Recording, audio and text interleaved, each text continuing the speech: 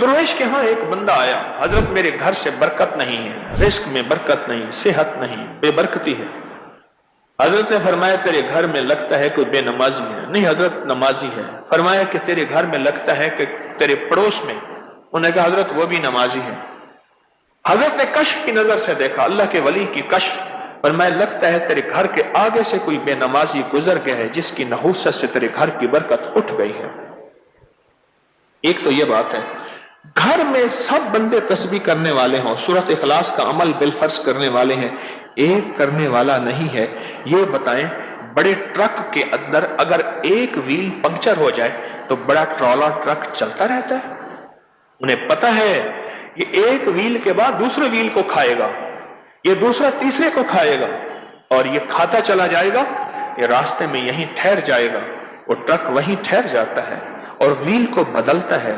घर में एक बंदा अगर गाफिल हो, मैं ये कहना चाह रहा हूं, एक बंदा भी अगर गाफिल घर में है, एक बंदा भी गाफिल है, उसका असर सारे घर पे पड़ता है, उसका असर सारे घर में पड़ता है और सारे घर की बरकतें राहतें चली जाती हैं।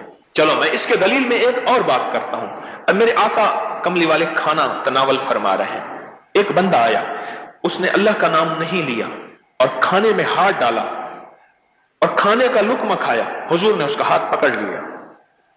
एक रिवायत यह है, एक रिवायत यह है कि हुजूर मुस्कुरा दिए, हुजूर की हंसी।